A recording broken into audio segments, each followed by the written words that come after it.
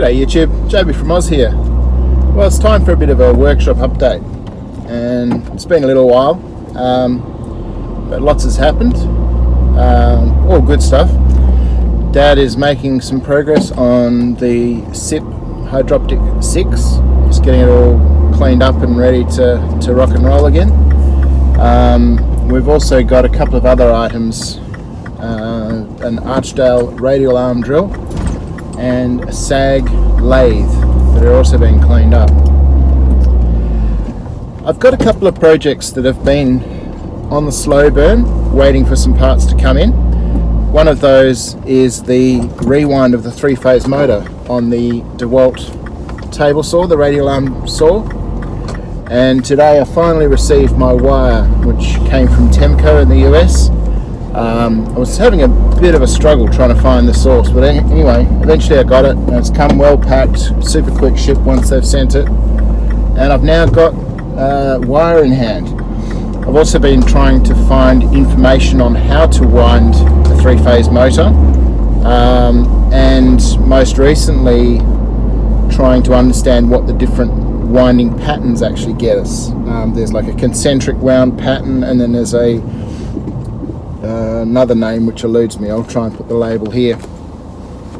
But essentially it sounds like the concentric wound is a method that is used for automated process, which is basically where there's an outer coil, then an inner coil, and an inner coil, and an inner coil. And so the way that ends up working for you is it's not as efficient as a linear staggering of the coils. So I'm actually thinking for the rewind I'll wind it in a different fashion than it was originally wound. I'll do some calculations. I found a couple of things, including this Instructable, which is in the link below, which talks about how to figure out what the maximum amount of copper to fit in the stator is, how to work out all the I2Rs, all the other kind of predictions of where it's going to sit in its capacity. So obviously motor rewinding is a very complex process, and I'm only going to be scratching the surface of it with what I do. I also managed to find a fairly low cost wire winding head, picture here.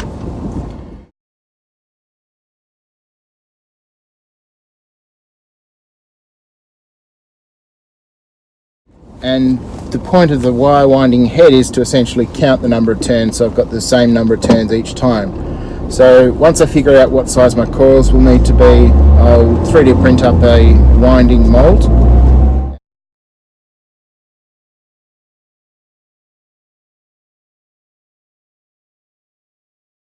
and connect it up onto this device, and then that'll allow me to wind the wires. One of the other things I was having difficulty with was trying to understand what some of the basic terms mean, how to figure out what pole a motor would be. And I essentially had a bit of a light bulb moment yesterday, which is to say, if the wire's coming up out of the stator, call it one pole, and if it's going back down the stator, it's another pole. So at any given time, half of the stator are going to have wires coming up, the other half's going to have wires going down. That gives you essentially a north and a south, or a south and a north, depending on whereabouts in the cycle of the AC waveform it is. So quite simply, I've got a 2-pole motor, and I think that also predicts the revolutions, the speed that the motor's going to have. I've got a count of how many turns there are on the current windings, but essentially what I'll be rewinding as is a 2-pole, 3-phase motor, and essentially the concentric form looks like a more complicated thing to do by hand, so I'm going to stick with the other name again here, form of winding, because I think I'll have an easier time of it. I'm still yet to find some slot paper, but I've got a little bit of time on my sleeve still. But just to let you know, I haven't forgotten what I'm doing there. and it isn't a dead project. It's one that I definitely want to give you guys an idea of how to wind your own 3-phase motor if you had to. Obviously, it's a job that if you've got a few dollars, it's going to be cheaper than what I've done probably, and easier than what I've done probably. I'll do a final tally of the cost, but I imagine that given the time I've spent, given the effort I've spent, given the hours researching it, you'd be better off just going to somebody like Motor Rewinds, WA Motor Rewinds, and just getting your motor rewound from them. They've got all the test gear and all that sort of stuff. But you know me, I just want to see if I can actually do it, and if I can, well, that's part of the fun, bringing you along for the journey. One of the other projects that's on a bit of a slow burn at the moment is my electric Morris Minor, my E-Minor conversion. And there's a video here which is the first pass on that one. One of the problems I've got at the moment is that the vehicle doesn't actually start, and I believe that's due to some error codes that were thrown when I was starting to disassemble the vehicle. And my first real port of call there is to get it running again, get it starting again, so that I know that the entire system is good before I start stripping it out of the old body. With that in mind, I'm spending a little bit of time reading up on CAN bus, and I've got some diagnostic utility hardware like a CAN bus shield and some other lighter weight diagnostic tools on their way. And that's basically going to allow me to start sniffing the CAN bus networks and really getting a good handle on, in a vehicle like this, a modern vehicle, exactly what CAN bus is doing. It's likely there'll be proprietary CAN bus tables or libraries for each of the manufacturers, so it's not directly transferable to other systems, but having a car in bits means that I can plug into the various isolated CAN bus networks and try and really understand what this thing is doing, and talk to and observe the CAN bus inside the Prius C.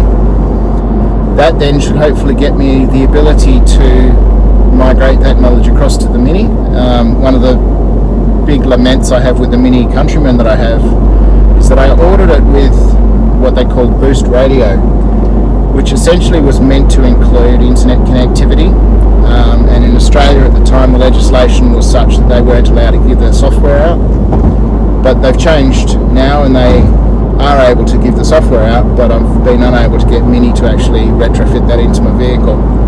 So I'm going to do it myself, and longer term the picture will be trying to understand the coding, the software and the hardware inside the Mini Countryman, with a goal to probably writing my own UI, so that I can put my own interface and do whatever the bloody hell I like inside my car, because I'm frustrated with having this tech and being limited by other vendors. Yeah, so that should be a fun longer term building on of the other knowledge, and it's an area that I've got some interest in. Obviously, as the world changes, there's a lot of demand for electric vehicle conversions on older cars, and one of the typical problems that people have is as soon as it's a newer vehicle, they have a bit of a drama with it. So building up some knowledge now potentially puts me in a good place to be able to provide a EV support service for newer vehicles and newer conversions. I still have the goal that I'd like to do an Austin Healey 106 with an EV conversion, probably something like a Hyper 9 motor or something a bit more powerful,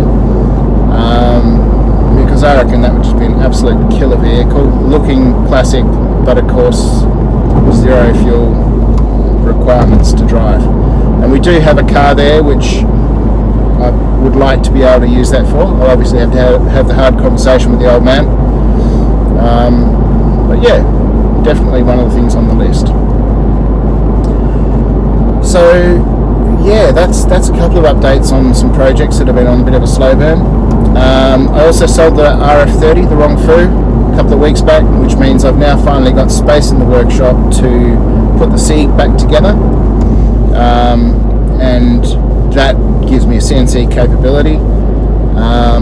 one of the first projects I've got for that is to make up a conrod for Emma's Stuart 400 project. A couple of pictures here.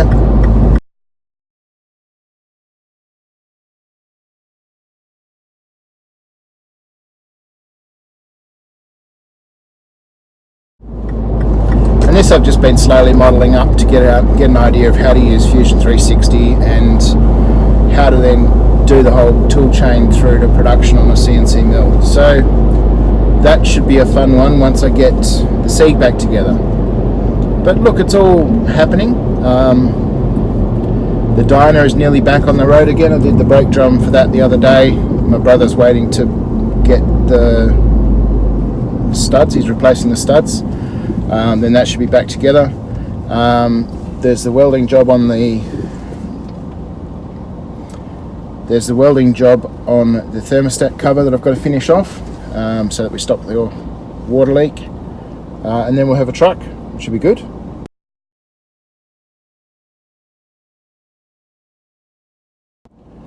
Other than that, what are you guys up to? Have you found any new channels lately that you're interested in? I've been enjoying Goon Squad, a couple of kids over in the States putting together a Lamborghini Huracan. Pretty nice work. The guys have hooked in and actually learnt the skills themselves. They've been doing it for a while. They've had a number of vehicles over the time, but they're certainly pulling it together. And yeah, big channel. They've just started to show up in the suggested feeds recently, so I imagine they're doing something right. Other than that, not a lot else to report. The bash is coming up soon, so hopefully anybody who's entered into Emma's toolmaking competition gets a bit of a chance to get the butterflies. I know which prize I'd like to win. I also don't believe I'm going to be a winner in this one. There's a lot of really good competition out there, but definitely one I'm glad to have been involved with.